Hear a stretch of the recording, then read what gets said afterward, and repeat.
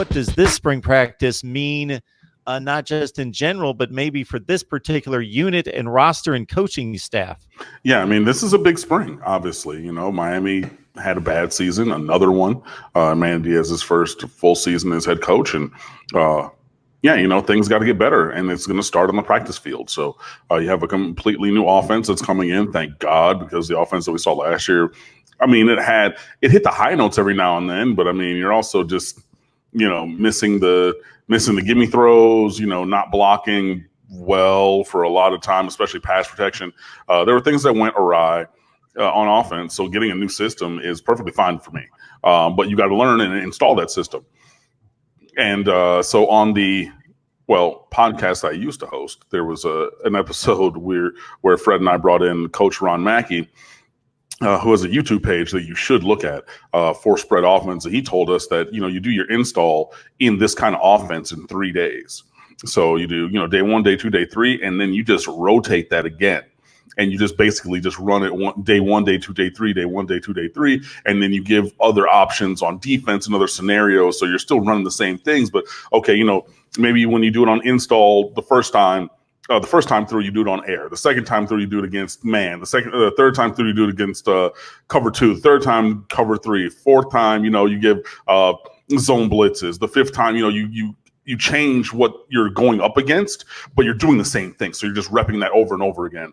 And that's pretty much the entire offense. It's not too difficult because you want guys to play fast.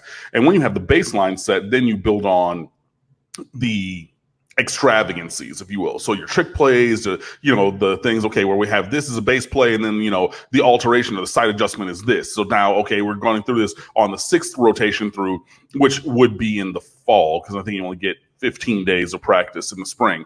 But then, yeah, so now in the fall, you start the install again, and then you get different options on what you're going up against. So you get more familiarity with running it, you know, against any kind of a thing. So if you've ever played a sport, obviously, you know, repetition is a key to success. I mean, if you've done anything, whether that's music, whether that's business, whether that's finance, whatever it is, you know, the more that you do it, the better you should get at it. But specifically, if you remember back to a time where you played a sport, you person out there watching, listening, think of the time where you played a sport and you had that play that you couldn't get. And then you just ran it again and again. And you're on the bench and you're watching the other, whatever unit, the starters, second, third team, no matter, you know, whatever sport it is, you ran it again and again and again. And then it clicked and then you knew it so you could run it.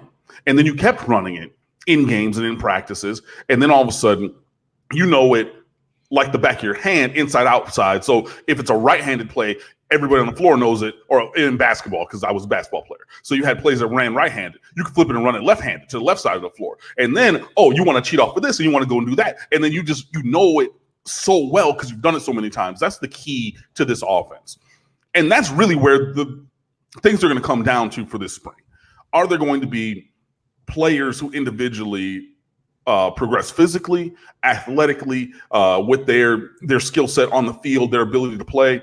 Yes. Are you going to have guys on defense hopefully stepping up, finding new levels of performing excellence?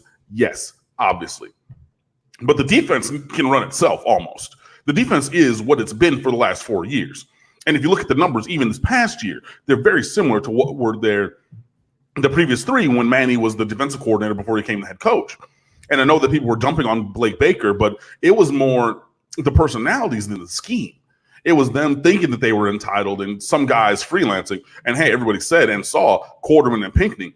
Love those guys. They were freelancing. But then when you freelance, then you open up other things where you need to be in your spot so that you're not leaving whoever else behind you or next to you out to dry. It was curtailing those things that was the key for the defense. It's not rebuilding from a schematic standpoint. All the guys who have been here, they know what we're running on defense. Special teams, you're going to continue to work on that because, well, Lewis Headley, you just want him to get better as a punter.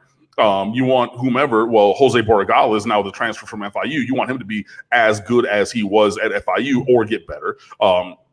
If Camden Price is still around, you know, have Camden Price get a little bit better. There's supposed to be a walk-on kid coming from Manatee High School in Bradenton. Axel Leprevo, I believe his name is. He's a left-footed kicker. Hey, you want to come in here and make some kicks? Great. It's going to be Jose Borregales during games, but you want that.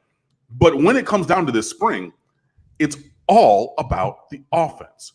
How are they developing? How are they fitting into the scheme? And how is that scheme permeating them through osmosis or whatever means necessary to get into their minds, brains, bones, and souls, so that when it comes to the fall, and they're going to do this, of course, during the summer, they're going to have those player-led practices. They're going to continue those things. But when fall practice hits, those lights come on. We need that offense to be at least where they were at the end of this spring period. So developing this offense in this new scheme to get them to almost a baseline level heading into the fall, that is the singular key to this spring for me. As soon as you hit on the term freelancing, I was taken back all the way to 7th grade football. So this is the first time I ever put pads on and ever played organized football. And I was a fast kid, not fast in the realm of the athletes that we talk about on a weekly basis from Miami in college football, but fast, like fastest kid in the school, of a school that was fairly good at sports. But I put pads on for the first time. And what do you think I did and I'm talking like early 80s football. So we're throwing like 4 passes a game. And so we're running the ball. And so they throw me a tailback.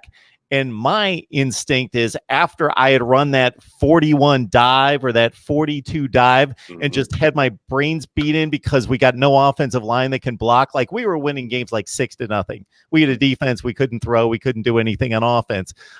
What do you think I'm doing? I'm running a sweep every time I get the ball, boom, jab step, and I'm trying to beat everybody to the corner. Find the sidelining ride. That's what they teach you, yeah. Twice, and the coach grabs me pretty much by the jersey or something and telling me, you run where the play is designed. You slam it up in there. I don't care what's there, what's not there. That's what came to mind when you said freelance. Was I was back in 7th grade football for a second. Yeah.